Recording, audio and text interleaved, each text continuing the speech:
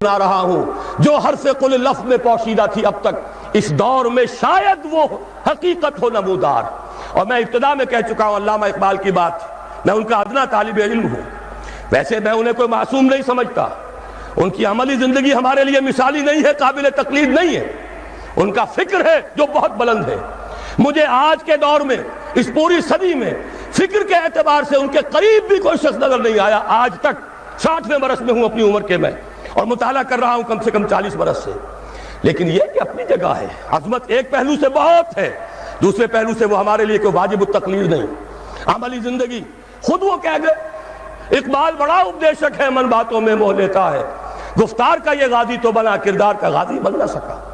کوئی بات نہیں، اللہ معاف فرمائے گا عمل کو۔ بات صحیح کہی ہے، اور وہ یہ کہی ہے کہ دور ملوکیت میں اسلام کے چہرے انور پر جو پردے پڑ گئے تھے، آج وقت آیا ہے کہ ان پردوں کو اٹھا دیا جائے، ڈنکے کی چوٹ کہا جائے یہ زمینیں خراجی ہیں، کسی کی ملکیت نہیں ہے، کسی کے باپ کی جاگیر نہیں ہے، یہ سب مسلمانوں پر وقف ہے، ان کی بہبود کے لیے ہے، ان سے خراج براہ راست جائے، نیا بندوبست اراضی کیا جائے۔ جو پہلے کام کر رہے ہیں ان کا حق فائق ہے، الفضل للمتقدمی پہلے موجود ہیں جو کام کر رہے ہیں، ورکیبل یونٹ بنا دیا جائے۔ اور یہ وہ بات ہے، سن 82 میں میں نے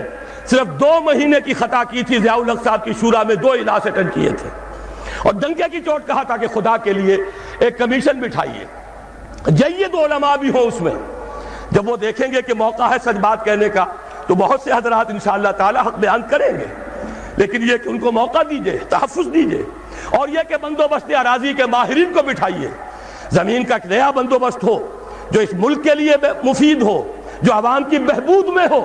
جس سے عدل و انصاف کے تقاضے پیدا ہو، پورے ہو جائیں، اور سارا ریونیو بیت المال کو، خزانے کو، اس لیے کہ خراج کی رقم ہر مصرف میں آ سکتی ہے، دفاعی مصرف میں آ سکتی ہے، انتظامی مصرفوں میں آ سکتی ہے، جبکہ عشر اور زکوٰۃ صرف مسلمانوں کی بہبود پر خرچ ہو سکتا ہے۔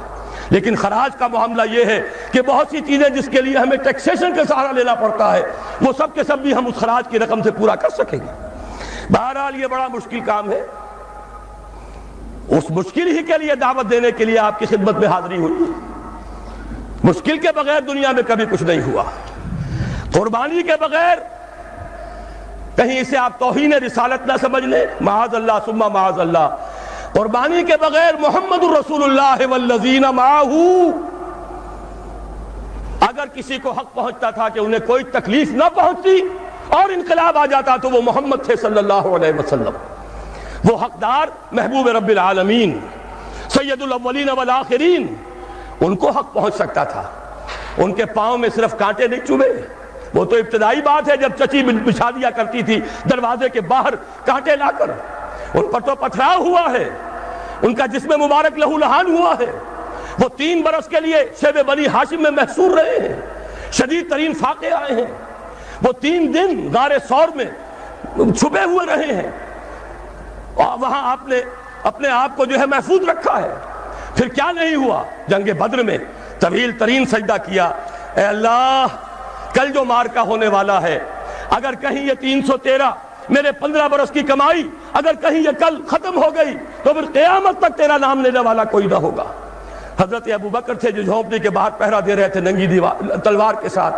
انہوں نے عرض کیا حسبک حسبک، حضور بس کیجئے بس کیجئے۔ پھر کیا غزوہ احد میں دندانے مبارک شہید نہیں ہوئے؟